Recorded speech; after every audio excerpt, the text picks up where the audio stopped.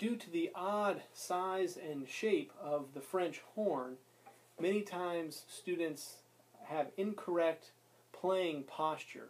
Again, we always want to remember whenever we're playing a musical instrument of any kind, is to start with good general posture, as if we were standing, and then sit down.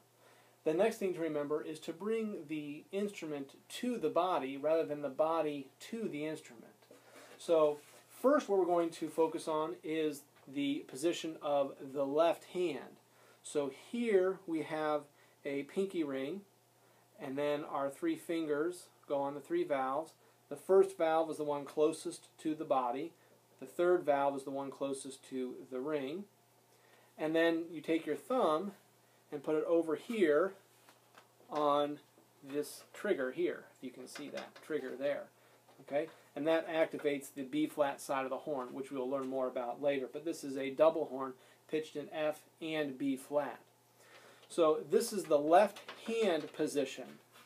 Okay, without the right hand, I can hold the whole horn like this.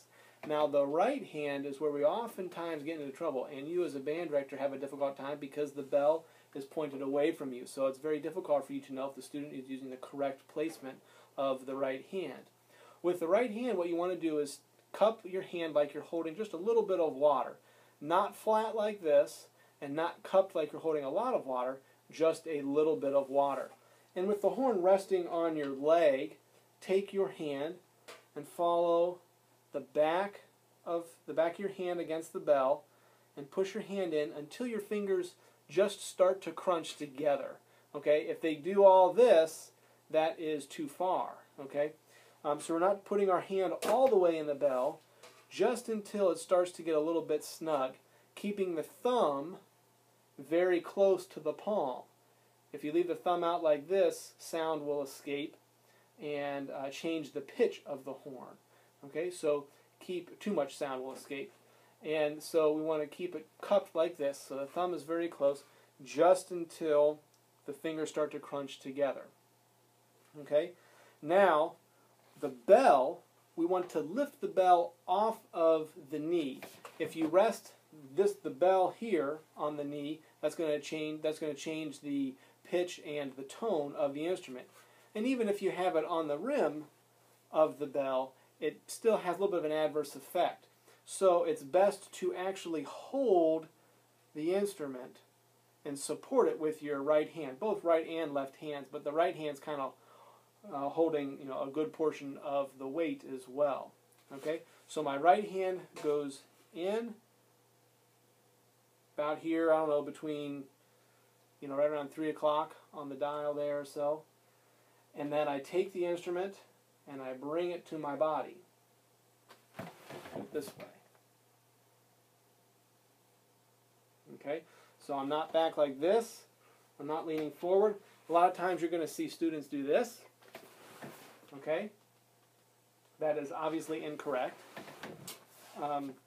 And keeping the hand not too far in, not too far out, just in the middle there, and off of your leg, so that you're supporting the entire weight of the instrument, bringing it to the body.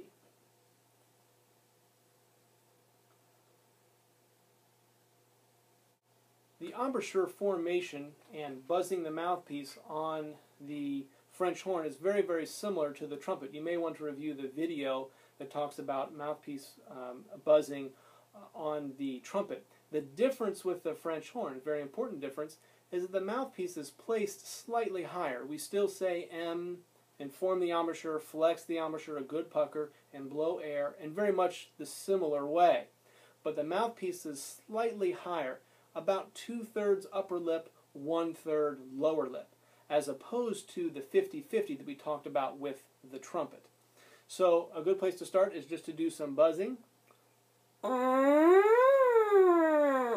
Some sirens, buzzing high and low. Okay, do a little warm up there. And then we add the mouthpiece to the horn. And when you play the French horn for the first time, you're going to have a little bit of trouble finding your pitch and knowing exactly where you are. So the first note that we want to try to play is a written C below the staff. Now the French horn sounds a perfect fifth lower than the written note. So if the written note is a C, the sounding pitch will be a concert F. But we don't need to worry about that for right now. So just as if you go to the piano and try to play the note, play the perfect fifth down, and you'll be hearing the right note. So when we play the French horn, the easy thing to remember is to find that written C below the staff. If you slur up two notes, you'll form a major triad.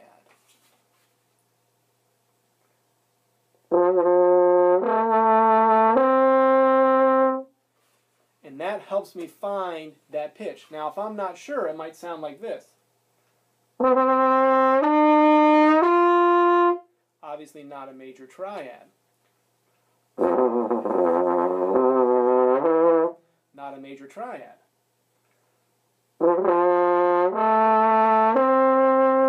That's a major triad. So that helps me find that note. So as you're practicing, I would spend a lot of time just getting used to playing that triad to find your starting pitch on the French horn.